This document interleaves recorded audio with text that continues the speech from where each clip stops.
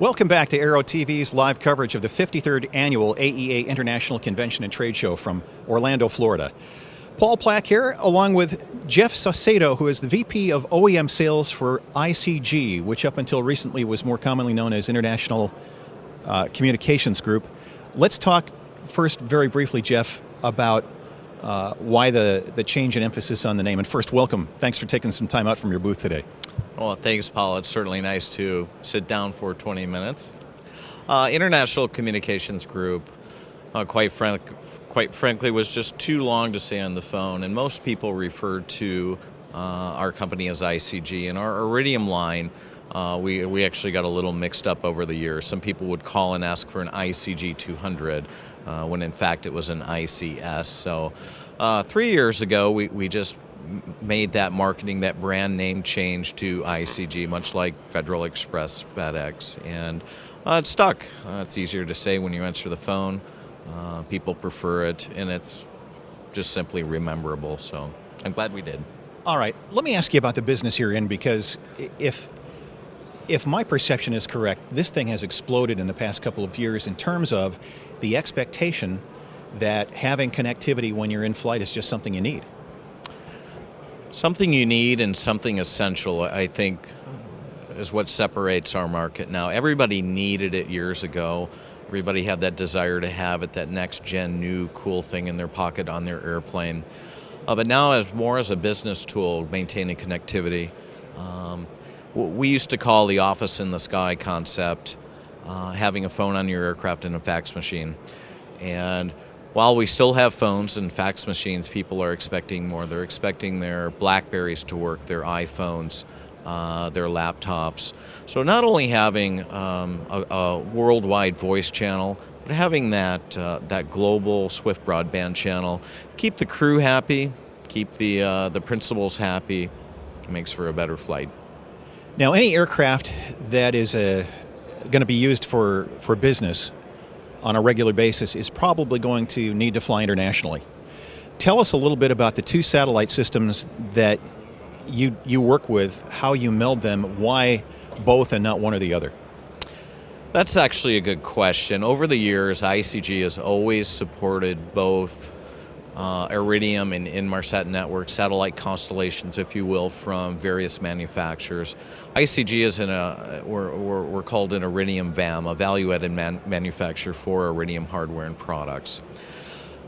Offering worldwide voice, cockpit safety services, cockpit data link, but didn't necessarily satisfy the requirement for the people in the back, the principals, the crew for high-speed data usage. So looking on the Inmarsat side, they just bring more to the table for data connectivity and throughput.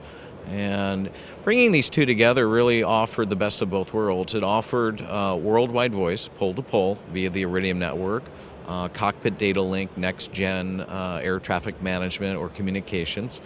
And Inmarsat brought the Swift broadband piece to the cabin.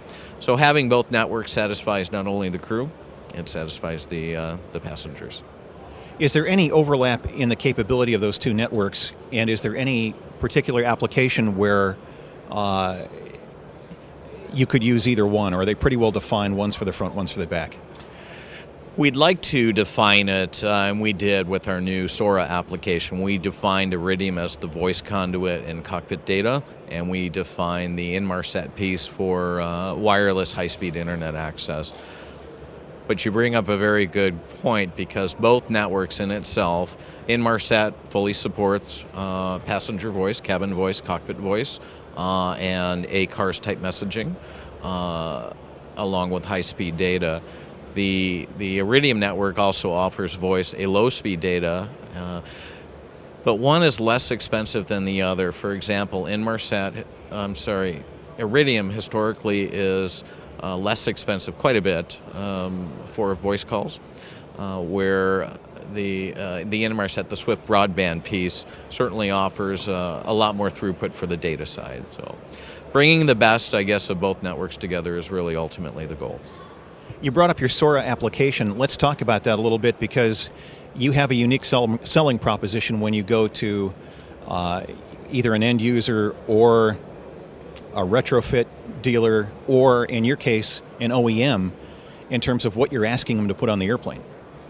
That's correct. ICG and Cobham antenna systems we're generally speaking, we're local in Dallas. The formerly Chelton Satcom or the Cobham antenna people are about 5 miles from my office. And this really started about 10 months ago, where we wanted to bring the newest equipment to the market. Newest meaning typically it's the smallest, it's the lightest. New technology means it's typically less expensive to install. But it had to be not only leading edge, but a little bleeding edge for 2010. And I don't want to say we started from ground zero, because a lot of the piece parts that make up the SORA application were either defined and targeted for a specific market segment in aviation. Bringing them together really was the integration aspect, to call this a package, a bundle, if you will, combining both networks. So the SORA application, being that it's new, we got the newest antenna from Cobham. Actually, it's the smallest intermediate gain antenna offered by anybody in aviation. And both companies provide a single 2 MCU box. So when people look at the physical installation of what avionics are required, what is the wiring aspect, what is the install time, what's the cabin piece, what's the exterior pieces, if you will. Together they are exactly what you have in your lap. And well, I didn't bring equipment to show on camera today, so. But you could have, without having to work out at the gym for 6 weeks first. Actually, yes. I did have 3 of the 4 pieces with me, but I didn't know how much room we had to work with. Most of our, I'm sure, listeners are aviation type people, where 2 or dual 2 MCU LRUs is the core of the system. We have 1 wireless cabin component, relatively small, providing Wi-Fi access. And I think the largest element in the entire SORA application is the antenna, and it measures approximately 23 inches by 15. All right, now your whole role with the company involves working with OEMs. Are they getting enough clamoring from the customer base now that this is kind of a slam dunk, or do you still have to work them pretty hard? Nothing's a slam dunk. I wish it was. Every technology is moving at such a rapid pace, and ICG recognizes the opportunity for, we have to satisfy the cabin folks for broadband type data. We also need to satisfy the crew with worldwide ACARS type services, cockpit data link. And the whole FAA next gen concept for future air nav, the CNS ATM principles are a reality, and they are on the horizon. We are migrating our industry along with, much like the consumer world, we're all going to portable digital type devices for messaging. It's exactly the concept our air traffic control would like to use to the aircraft. Get all these people off the voice frequencies, all the radio chatter, migrate them to a text type based messaging application. Well, Jeff, it's a really interesting field to be in. I think that you're into something that, if nothing else, will provide challenges for you professionally for a long time to come. Just keeping up with this stuff is tough, and it's always amazing to come to these shows and see the new things available. Good luck at the show here, and good luck with ICG. Thanks, Paul.